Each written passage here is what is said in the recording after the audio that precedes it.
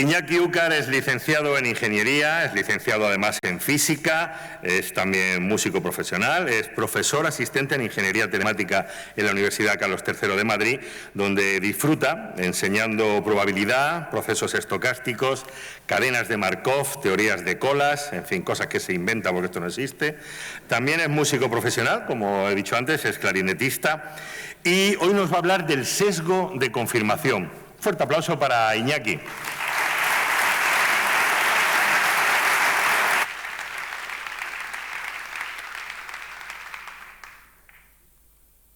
Nos situamos en Inglaterra, en concreto en la Inglaterra de 1875.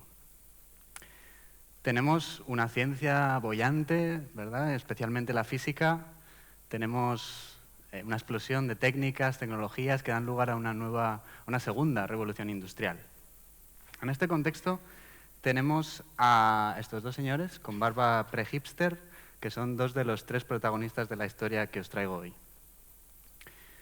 El primero no necesita presentación, es el gran James Clerk Maxwell, uno de los científicos más reputados de aquella época, entre otras cosas porque solo 2 años antes había publicado su obra más importante. Había publicado el Tratado de Electricidad y Magnetismo, un aparataje matemático que tiempo más tarde el ingeniero Oliver Heaviside sintetizó en 4 bellas ecuaciones, 4 de las más celebradas de la física. Pues bien, esta teoría realizaba predicciones excepcionales. Predecía, bueno, para empezar, unificaba dos fenómenos aparentemente desligados como dos caras de una misma moneda. Predecía que la misma luz es una onda electromagnética y predecía que la luz era capaz de transmitir momento lineal. Es decir, de la misma manera que una masa, cuando choca contra otra masa, es capaz de empujarla, la luz sería capaz de empujar también. Esto era algo extraordinario. El otro protagonista, lo tenéis ahí, es William Crookes. Era químico, gran experimentador, famoso por su habilidad construyendo tubos de vacío, que eran estas especie de botellas de vidrio a las que se les hacía el vacío para diversos propósitos, en concreto famoso por crear el tubo de rayos catódicos con el que se descubrió el electrón, se descubrió los rayos X y estaban las antiguas televisiones. Pero más allá de esto, digamos que no era muy buen científico. Como buen caballero victoriano, era espiritista y bueno, se encontraba haciendo medidas de fuerzas psíquicas cuando se dio cuenta que en uno de sus aparatos, cuando incidía la luz que entraba por la ventana, las medidas cambiaban. Se puso a darle vueltas, se puso a pensar y ingenió este artilugio, llamado molinillo de luz o radiómetro de Crookes. Esto es una baratija hoy en día, pero en su día causó sensación. Vamos a ver por qué. Esta consta, como veis ahí, de unas aspas, por un lado reflectante, por otro lado pintado de negro. Esas aspas van montadas sobre un capuchón de vidrio que va montado sobre una agujita y todo se encapsula en esta esfera de vidrio a la que se le hace el vacío, ¿vale? Pues bien, la teoría de Maxwell predecía que la luz incide de manera diferente en la cara reflectante y en la cara negra y, por tanto, se produciría una fuerza neta capaz, posiblemente, de mover esas aspas. Y vaya que si se mueven. El aparato gira que da gusto, y especialmente al sol, ¿vale? La pregunta, la cuestión era clara. Crookes escribió un artículo con este descubrimiento, y ¿quién mejor para revisar ese artículo que el propio Maxwell, descubridor de la teoría? Maxwell quedó maravillado y dijo, olvidó el pasado espiritista de Crookes y recomendó que se publicase inmediatamente. Y fueron más allá, se hicieron demostraciones por todo lo alto en la Royal Society con el aparatejo y las crónicas de la época decían que se había abierto un agujero en el infinito.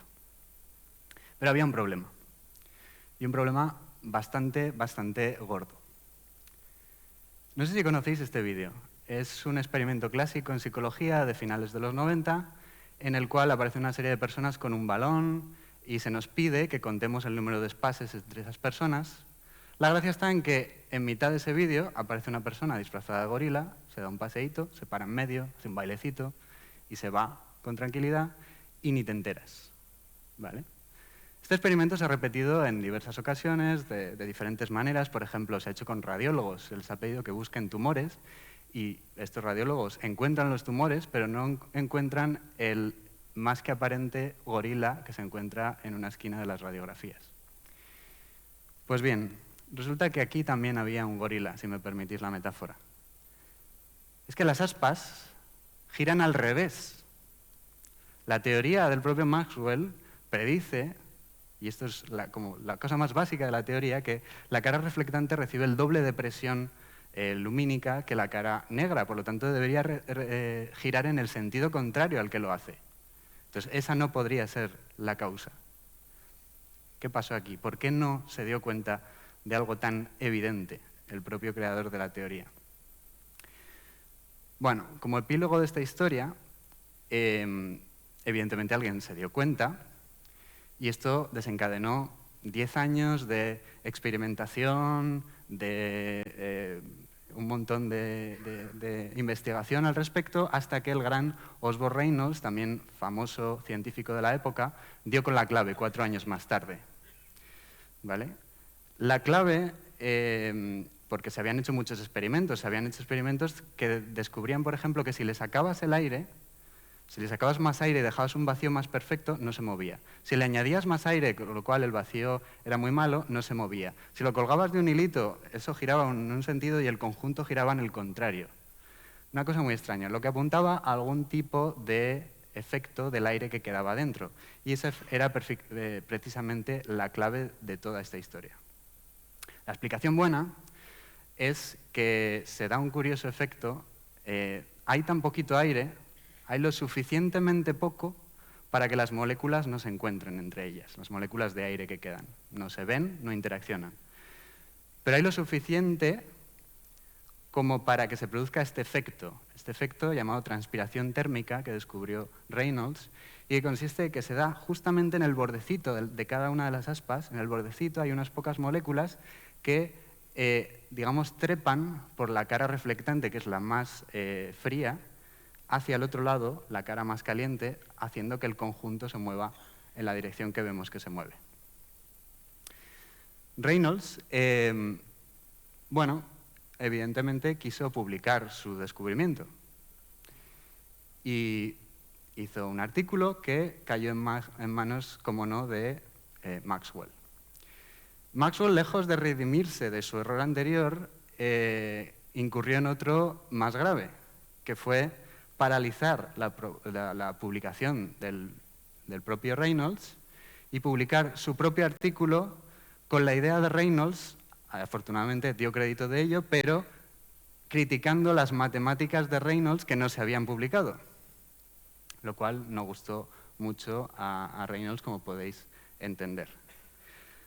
Después, además, Maxwell murió y Reynolds quiso publicar una crítica a la crítica de su artículo que no había sido publicado en primer lugar, y en la Royal Society le dijeron: acaba de morir, estaría feo. Y ahí quedó la cosa. Pero lo que vengo a contaros aquí, o lo que quiero destilar de esta historia, no es uno de los males de la ciencia que nos ha traído el sistema de publicaciones científicas, que queda evidente, pero es otra historia para otro día, sino lo difícil que es. Es muy difícil. Es muy difícil no caer en ese sesgo de confirmación. ¿A quién no le ha pasado? De todos los que estamos aquí, en algún momento, un titular tendencioso, un tweet, un post en redes sociales, que seguramente no aguantaba una segunda mirada o reposada, pero inmediatamente hemos dicho: ¡ja! Lo sabía, y a otra cosa, ¿verdad? Y es que hasta a los más grandes les cuesta. Pero tengo una buena noticia.